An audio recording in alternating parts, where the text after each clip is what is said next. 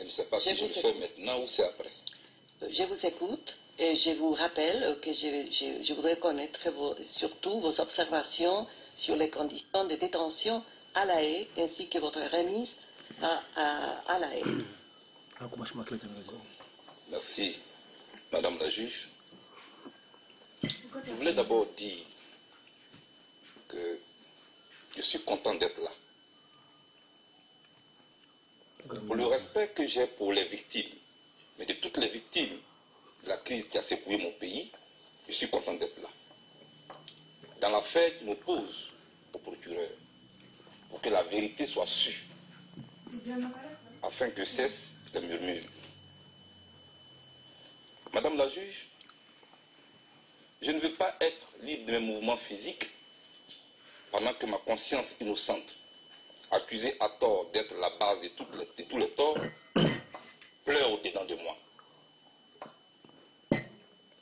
Madame la juge, contrairement à une certaine opinion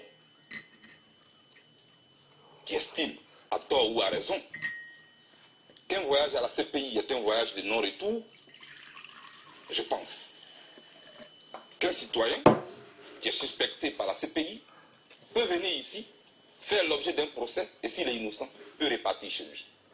Et je sais que je repartirai chez moi. Et je sais que je repartirai chez moi.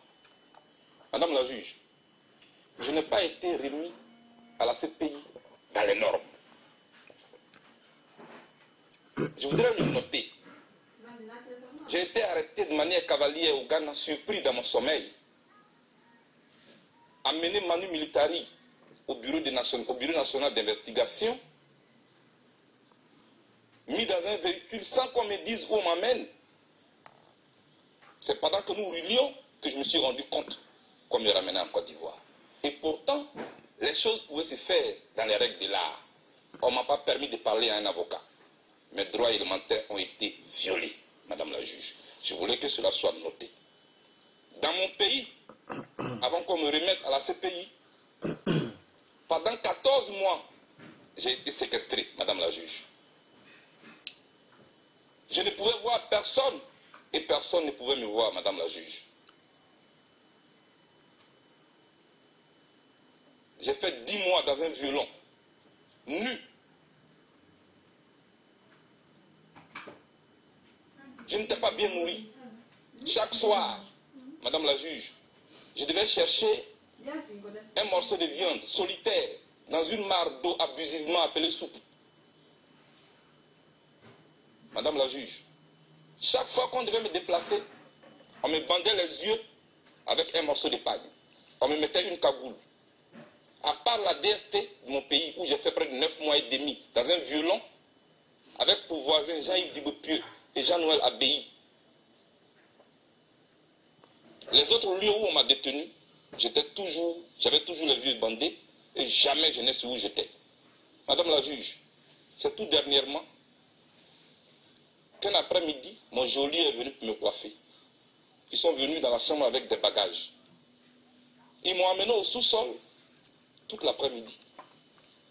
Et c'est quand nous sommes remontés que je me suis rendu compte que la chambre était d'une propriété sans pareil.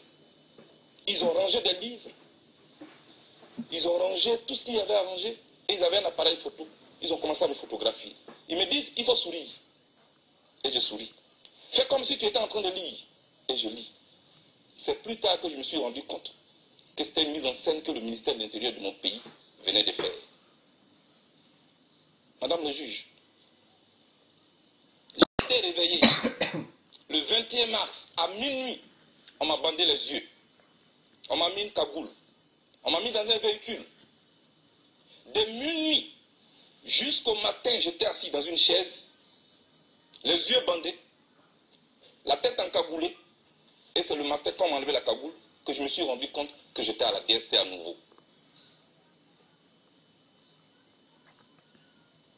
Mis dans un véhicule, on m'a conduit chez le procureur. Madame la juge, c'est là qu'on m'a signifié votre mandat d'arrêt. Le même jour, au pas de course, les autorités de mon pays ont fait siéger la chambre d'accusation qui devait approuver mon transfèrement. Madame la juge, c'est comme ça que j'ai été remis le lendemain à la CPI.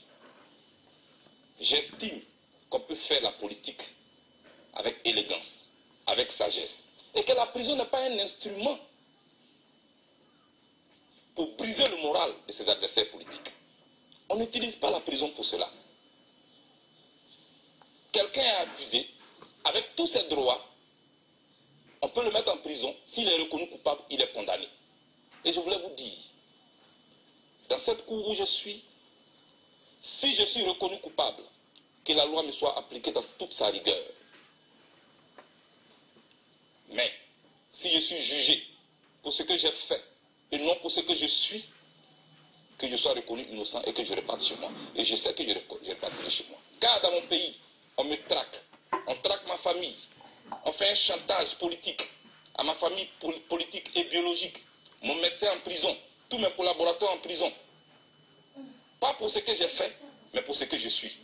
Parce que si on devait me poursuivre en Côte d'Ivoire pour ce que j'ai fait, il y a beaucoup de personnalités pro Ouattara qui ne peuvent même pas me regarder en face. Madame la juge, je ne veux pas être la honte de ma génération. Je ne veux pas être la honte de ma famille et de mes enfants. Je suis venu ici et je me considère en mission pour la manifestation de la vérité. Je suis pro-Gbagbo, j'en suis fier d'être. Je l'étais hier, je le suis aujourd'hui. Madame, j'ai appris avec Gbagbo le dialogue. J'ai appris avec Gbagbo la réconciliation. J'ai appris avec Gbagbo qu'il faut convaincre l'adversaire et non le vaincre. Et pour cela, je suis pour que la manifestation de la vérité se fasse. Madame la juge, que la paix soit en Côte d'Ivoire et que la Côte d'Ivoire ne s'embrasse pas à cause de moi. Je vous remercie. Je vous remercie. Est-ce que vous avez des observations additionnelles à formuler sur vos conditions de détention à La Haye? Merci Madame la juge. Ici. Je suis venu à La Haye. C'est ici que moi j'ai appris qu'un individu peut avoir des droits qui lui sont reconnus. Et je voudrais vous remercier pour ça d'ailleurs. Je suis bien traité ici. Et je suis animé d'un double sentiment. Parce que quand on m'a mené à La Haye ici, beaucoup ont pleuré. Et pourtant, en Côte d'Ivoire, je vivais le calvaire. Chaque jour, je vivais dans l'angoisse. Chaque minute était un combat. J'étais comme un objet dont on disposait quand on voulait, comme on voulait. Et on me faisait du chantage politique. J'en avais honte pour mon pays et pour mon continent. C'est quand je suis arrivé ici que je me suis rendu compte qu'un individu peut avoir des droits. J'ai été logé comme un prisonnier. Je ne peux pas demander comme dans un hôtel à 4 étoiles. Un prisonnier est un prisonnier, dans tous les cas. Et je suis préparé à cela. Je suis prêt. Mais j'ai quelques observations à faire avec mon avocat. Mais je souhaite, pour le respect que j'ai pour la Cour, qu'on vous en parle à huis clos, Madame la juge. Je vous remercie. Je vous remercie, M. Blé-Goudet. Je vous aussi vous rappeler que parmi vos droits, en vertu de l'article 60 du statut de Rome, vous avez aussi la possibilité de formuler une demande de liberté provisoire en attendant d'être jugé. Monsieur Blé-Goudet, je souhaite savoir si vous souhaitez présenter cette demande de mise en liberté provisoire maintenant. Si vous ne le faites pas maintenant, vous pouvez toujours le faire par écrit à la suite de cette audience. Et en tout cas, une décision de la Chambre sera rendue après avoir obtenu les observations pertinentes du procureur et des autres participants, comme prévu par le statut, le règlement de procédure des preuves et le règlement de la Cour. Maître Kaufmann. Your Honor. Maître Kaufmann, tout à fait. Si je pouvais répondre à cette question, il est bien évident que nous allons déposer une écriture en vue d'obtenir une libération provisoire, mais il faudrait savoir quels seraient les États partis qui seraient en mesure d'accueillir M. Blé-Goudet.